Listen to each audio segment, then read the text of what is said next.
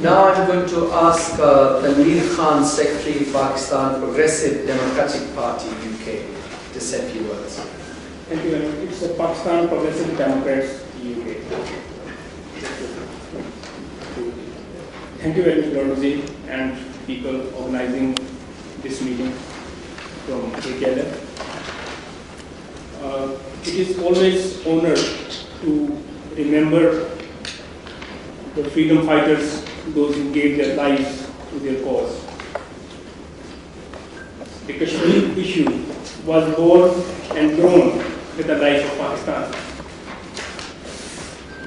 And what I have seen, I don't want to say anything very different from the people have spoken already. Apart from one point, I would like to draw the attention of the people towards the struggle which is being carried out by the people of Kashmiris. The Kashmir, which is actually a sort of a territory which is in a misery between two establishments, India and Pakistan. But unfortunately, the movement being launched has been captured or redirected the movement of independence into jihad, has been taken over by the establishments as it is going to serve the purpose of global imperialism and regional vested interest parties. This struggle need to be separated. This is fight for the independence must be kept separate from any jihad or any sort of that sort of mulayat, so that you do not play in the hands of establishments who want to restore, who want to keep this movement alive. This movement, these two territories, Palestine and Kashmir, are the root causes of the problem of global peace. Because these two territories are playing in the hands of imperialist interests, we must keep ourselves aware that since this movement has started, it has served the purpose of imperialism due to their ideological and principled directions.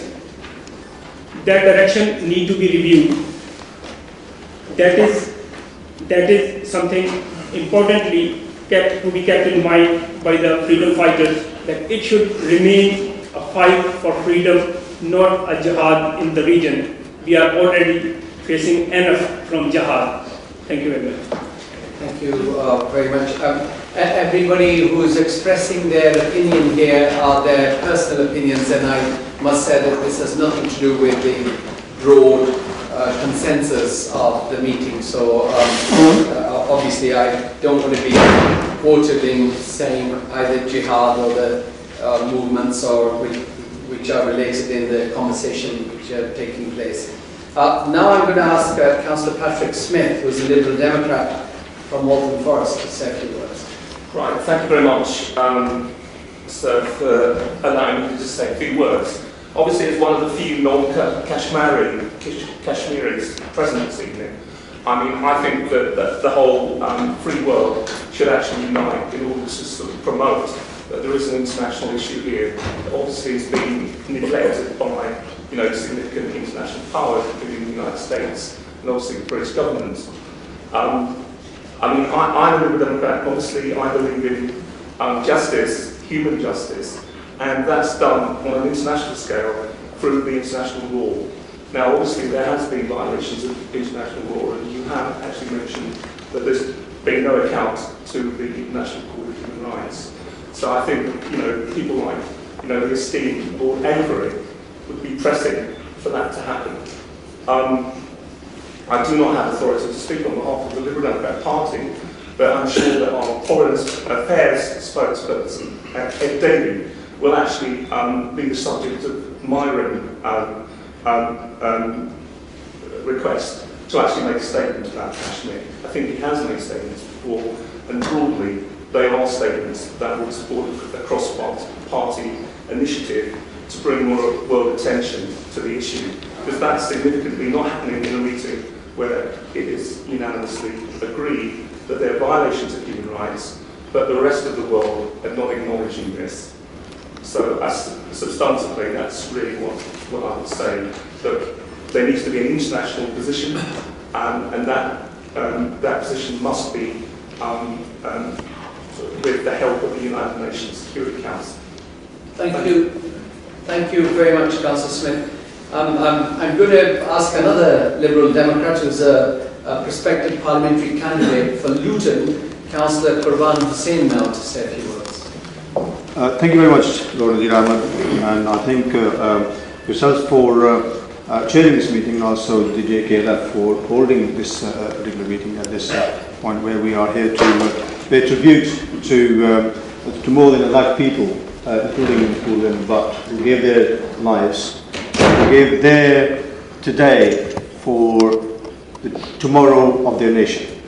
And I think we need to pay tribute to their lives, all of them. I think as British Kashmiris, we ought to work cross parties for fairness at home and abroad. And if fair policies were implemented, international policies were implemented throughout the world, a lot of wars that we're fighting at this minute, this world is fighting, perhaps we won't have as many wars going on if there were fairness and then the international law was applied. I think in most cases, particularly in Kashmir and in Palestine and others, if international law was applied, these issues would have been sorted out a long time ago. And what we need to do across parties, we need to work for that. And we need to ask our own parties, wherever we are, to pressurize our own Majesty's government to play its role as a member of the Security Council, a permanent member of the Security Council, a strong member of the European Union. It has a lot of influence that it can use. And it is disappointing, really, to say, and this is not a political party point, we agree is that the British government has actually failed in actually playing their role that they could have done over the years, and this is not a political party stand. But what we ought to do is work together, whichever party we're in, for that, so that the future British government actually takes up its responsibility and plays its role at the Security Council and try to bring Pakistan and India together and sort out the Kashmir issue according to the wills of the Kashmiri people. I think it's very important. Bilateralism has never worked. India has been talking to Kashmiris, Pakistan has been talking to Kashmiris, and both of them, India and Pakistan, have been talking to each other. But every time it has been two parties. I think we need to have all these three parties as well as the international community's support, and we ought to have a solution which is acceptable to all parties. And I think whatever happens, the reference must be made to the Kashmiri people. They are the final people to decide what their future wants to be, whether they want to stay with India, Pakistan, or they want to remain independent. That choice should be given to them, and I think we should all work towards that. Thank you, Councillor Shah. Thank you very much for your comments. The point that was read earlier on, it was sent by Tracy Villiers this morning to everyone, and I just wanted to acknowledge that point, that if anybody's in contact with Tracy, just to tell her that her point was actually read out here in this meeting.